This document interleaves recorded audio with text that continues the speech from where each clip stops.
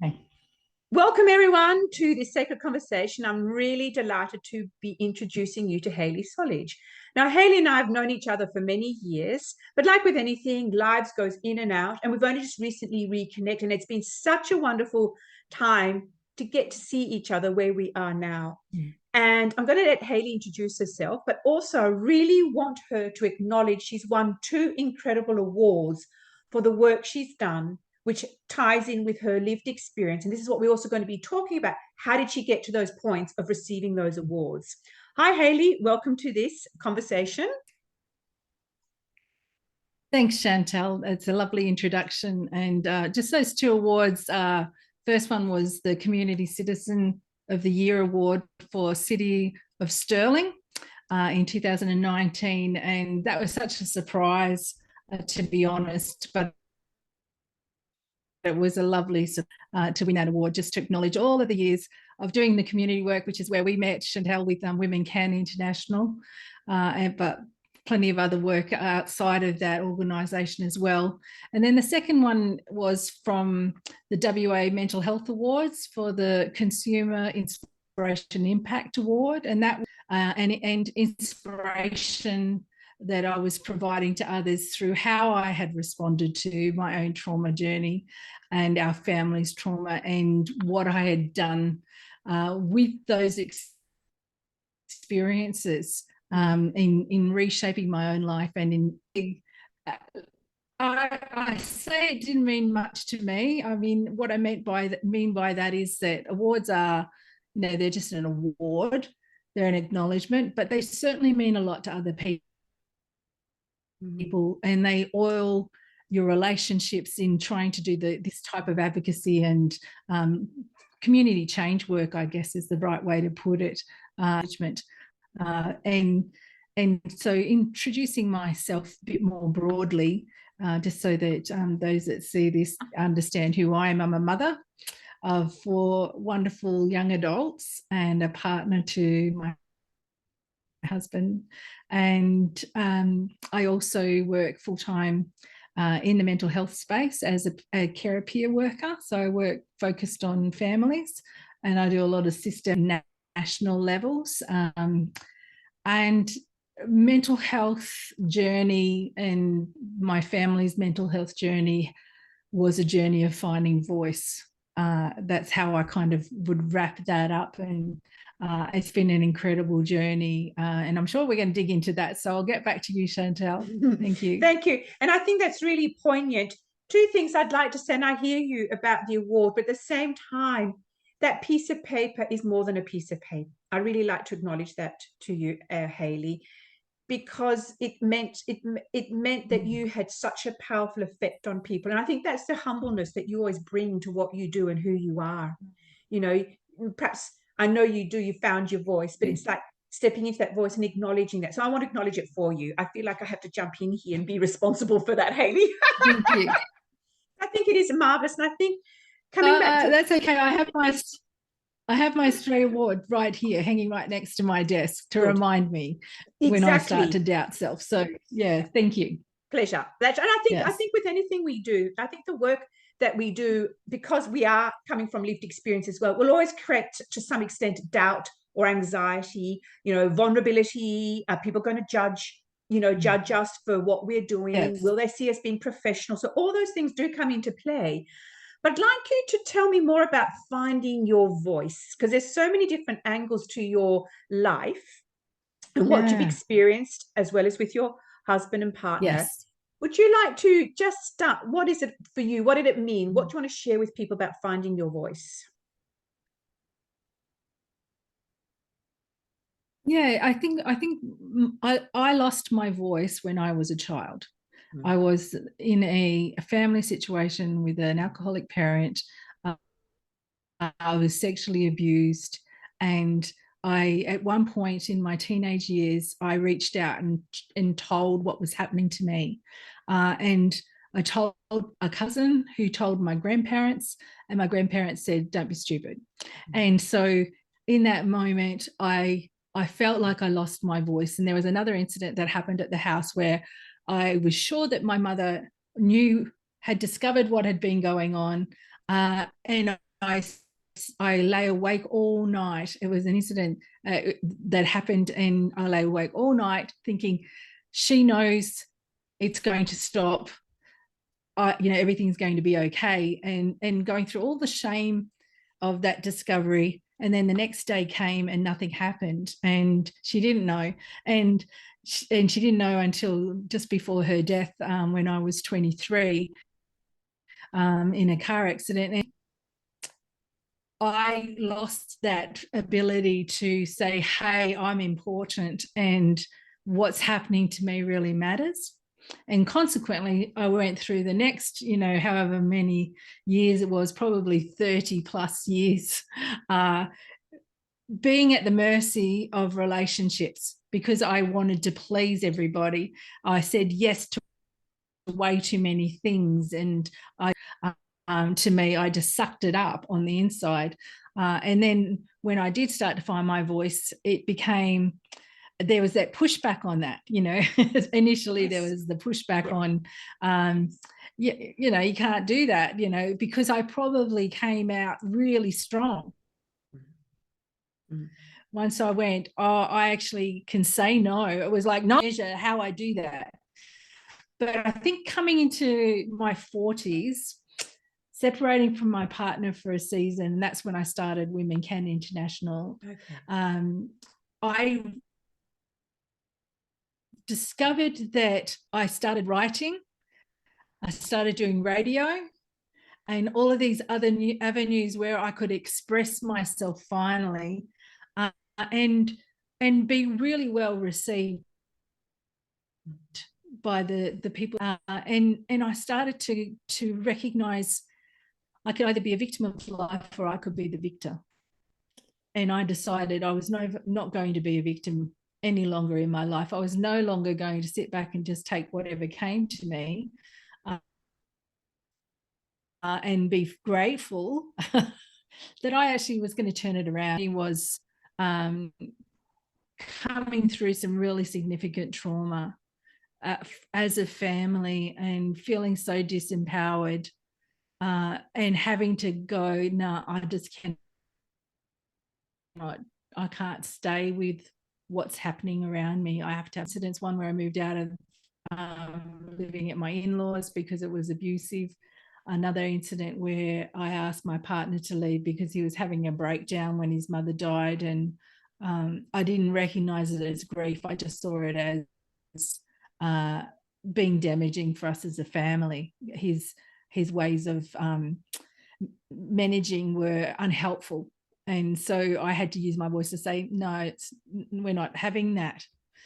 Because I was so disempowered in what was going on, I couldn't control his decisions at all. I had no influence over how he was choosing to destroy himself, and that was destroying us. And so I had to find my voice there.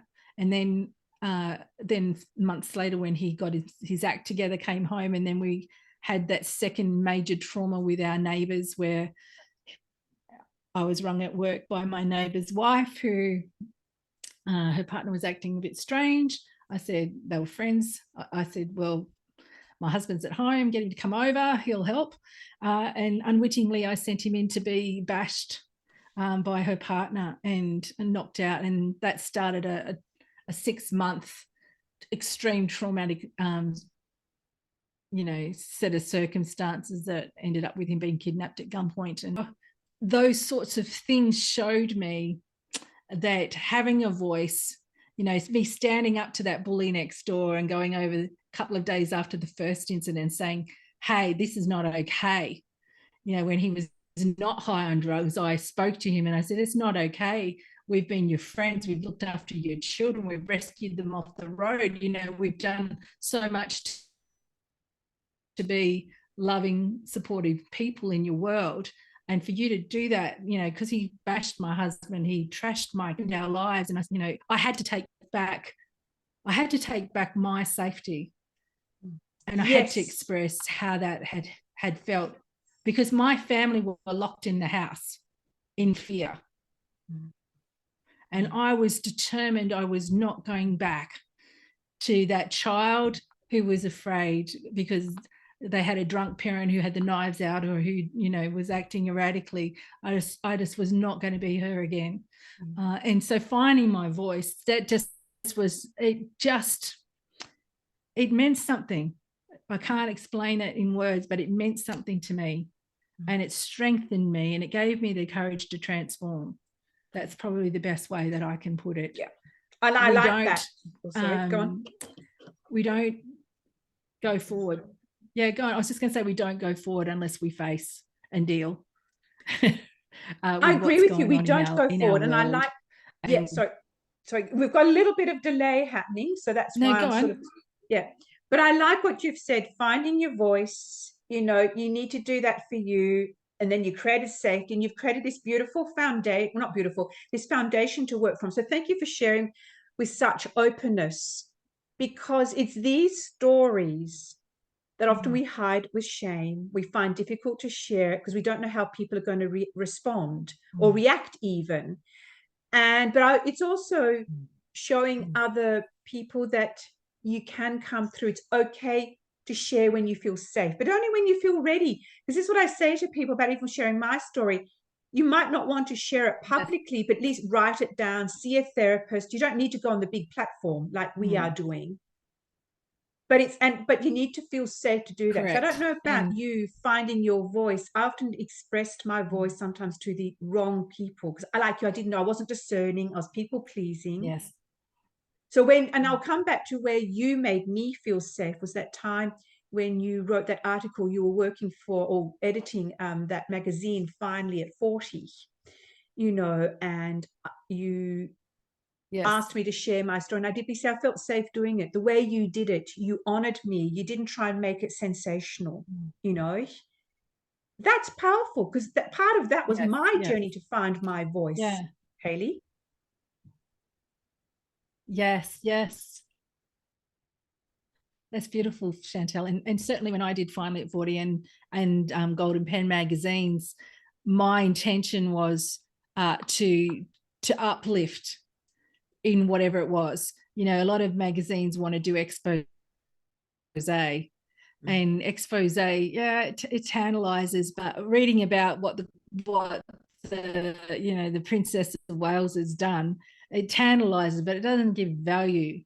If she was to say, what her courage and strength were and how she maintains them, that's value to me. And it comes down to your value, and I value uncovering a person's moral fortitude and strength and the tools with which they have that. And so that's what the magazine process was for me. And it was also an opportunity to tell my story. I got to tell my story a few times in different ways, because there's been a lot of story. When you go through a lot of trauma, people want to understand how you got through it and how you overcome it. And, you know, if I had $1 for every person says, I can't, you know, how you're still standing, I'd be a very wealthy woman by now, you know. But we all have capacity that's beyond what we think we have. We all can go deeper. We can all go further. We can all go higher than we think we can. I agree. What limits us is our own circumstances and our self-belief in those circumstances, because circumstances can change in a second. You know, it's really, we can choose to be wherever we are and to do whatever we want. And that's part of the trauma journey. You know, you can with it and not look at it and bring in all kinds of isms, as we were talking before, the thing about, you know, alcoholism or drugism or, you know, workism or whatever those isms might be, what those unhealthy coping strategies. We can all do that. Eatingism. We all have the capacity to find a way to dull the pain.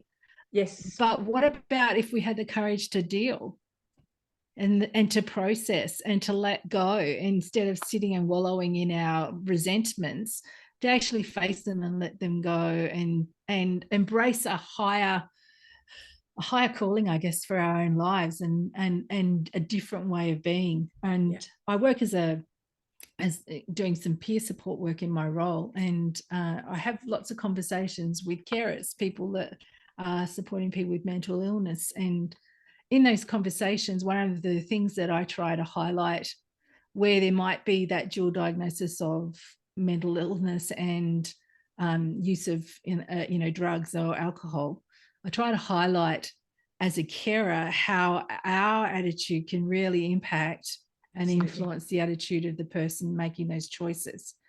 But it's not judgment. Judgment does not deliver a positive outcome, because it's interesting you say that loads on the shame. It's exactly right. So it's interesting you say that, because I was just talking to my psychologist supervisor, and she was saying now that they're also looking at talking to psychologists to get to understand trauma. And the biggest thing is how you, as either the peer or like as a come across. If you're confident and create a safe space, you're going to support the person coming in, the client or the patient coming in. That's a big thing now. Yes. Finally, yes. It's your strength. And coming back to what you're talking about, inner strength, when I was going through it, I didn't understand the concept of what it means, inner strength. I didn't understand that I had to let go. So it's an interesting dichotomy, because you get the courage in the doing, but you don't get that it takes courage to do it, and sometimes it's just easier to stay easy, because that's the known, despite it being uncomfortable, because you fear. Yes. But if I let go of what I know and what these isms we were talking about, well, if I let that go, what will happen to me? So it's actually I found it scary to step off and into that. But I think you come, and I think you hit your own rock bottom. You come to a point one day where you go, that's it. Something has to change. Can't cope. Yeah. Absolutely. And the more aware you become, the shorter the distance is to rock bottom. Just interestingly, as you age, you tend to see things a bit more quickly than when you're a bit younger. Something that I learned at Grief Centre, she's a fabulous facilitator, amazing at helping people step out of their comfort zone. She talks about the comfort zone, and so she draws 3 circles, and the inner circle is the comfort zone. That's where we all just want to be, where our body's used to being, where we do the same things over and over. If we stay in the comfort zone, we get the same results. End of story, because we're not challenged in any way. And then she talks about the terror zone, which is the outside circle, which is where everything's shaking and we feel so out of our depths and really challenged, and it's difficult to function because we go into fight and flight. We're in the terror zone. And then as being the learning zone. And in the learning zone, it's not about fail or succeed. It's about try, or the situation's ready for us or it's not ready for us. And she describes going to a party and sitting down next to somebody, and you have the choice then to talk to that person or not. Yes. And if you turn to them and you talk to them and they ignore you, it's not that you fail or to be, interesting enough to them. It's that they're just not ready to have a conversation with you yet.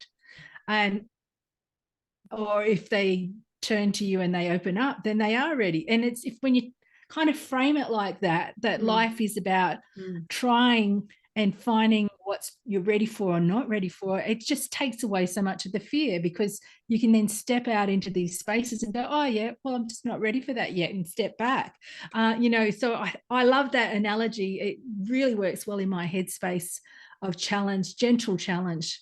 I think gentle challenge to all of us is powerful, because sometimes we don't get gentle challenge, we get the strong challenge. You must give up today, or what you actually need is the small steps that lead to the big changes. It is. And I think with that as well, you have the small steps, but then you might drop back. And that's where the shame can come in. So you can go, how they say 2 steps forward, 1 step back. So like you said, how do you get held in that space where you've gone forward? Yay, you drop back. You still need to be held and go, see, you've done it once before. You can do it again. So it's giving someone that hope you can do it again. And belief in them that, yes, you can do that again. Yeah, that's right. In fact, you are actually doing it. This is just perhaps a hiccup or a setback. Yeah, I was just going to say, relationally, what that looks like is You know, you reach out to your partner or a friend or whoever it might be, and because you want to encourage them to make a change, whatever that might look like. And the first time you reach out to them, they say no, they're not ready. But you might reach out to them a second or a third time, and they might not say, yes, I'm going to do it your way. And I think this is where we fall into a trap of thinking that our way is the best way. Right.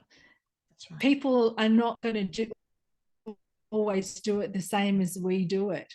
But what they might find from us is the inspiration to have a go their own way. And that's equally as valuable. In fact, it's more value because they find their own path. You know, they're going to stick to that pathway, you know, because it's come out of them. And sorry, did you want to say something, Chantel? No, I was just going to say no, because what you're saying is that's right, because you need to own it. So I was just going to say, my word is, you need to own what is right for you. Like you said, I can give you ideas and strategies, and let's look at this, but then we tune into your body or into your being. Is this right for me? Because it's also teaching you to take responsibility again, isn't it? Yes. That's exactly where I was headed. I was going to say, so I've got a delay happening here. That's where I was headed when I was living with Mum. I was dependent on my mother for so many things, and one of those was decisions. Every time I had a major decision, I'd ask my unless I was feeling rebellious, and I'd do the opposite. But generally speaking, I looked to her for everything. Then suddenly overnight, she was gone. I was 23 years of age. She was gone. The house I was living in was in her name. The car I was driving was in her name. All of my life was wrapped up in this dependent relationship on my mother, and it just vanished overnight. And so I'm at college, dependent on Mum. I've just lost two grandmothers earlier in the year who died a week apart, both my grandmothers. I'd had a car accident myself, so I'd seen somebody hit on the freeway. He has been in my face all year, and then my mum's killed in a car accident, and my life is just completely shattered. And then I had to pick it up and go, you know what? This is this one, Chantel, of taking responsibility. That was the first space when I realized I'm alone and I have to make choices.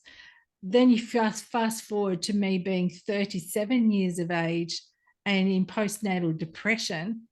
And it was when I went on medication to kill myself. And when I went on medication, it gave me a 3-day hiatus from thinking and caring. And it was while I was in that space that I just went, it's up to me. You know, I can't blame my partner anymore. I can't say this is all his fault. I can't blame my children saying it's all their fault that they came into the world, because with each child, I lost a part of who I was to create space for them to be accommodated. I had to go, I actually am responsible. What I'm seeing in my life, I've created. I made the choice to have children. I made the choice to marry this man. I made the choice to say no to going back to work, to have more children. I created this, and I have to take back my power. And that was my healing, because I came out of those 3 days and I knew what I had to do. I knew that daily I had to take responsibility, and my life transformed, and I've never been there. There you go. And thank you. And I think that's a sort of lovely way, because we're coming to the end, is beautiful ending to take responsibility, like you said. Because I remember a therapist saying to me years and years ago, I could keep blaming and remain the victim, or they are accountable, I become responsible. Yes. So like you said, and you know, I was just going to say, many years ago, mind, in every circumstance, you hold some responsibility. It doesn't matter if the other person is 99.9999% responsible. You still have your 0.001% responsibility. And I think if you view life like that, what's my part? What can I control? Where do I, that serenity prayer is my prayer. Grant me the serenity to accept the things I can't change, to change the things I can, and the wisdom to know the difference. And it is about those changing what I can, taking responsibility, that brings about a transformation, I think. Thank you. And that's a beautiful, I agree. And look at the transformation. So thank you, Hayley, for this. Oh my gosh, we could go on, because another conversation I think would be really important to have is around mothers. Because when you spoke about that, I was going, yes, yes, yes. I felt the same and had a lot of shame. So that could be another conversation, but that's not for now. We'll finish sort of. Is there anything, one last thing you'd like to say before we wrap up, Hayley? Yeah, just that. Many years ago, I started thinking about doing a program called Kaleidoscope. And why I was going to use the kaleidoscope was it's the perfect metaphor for life.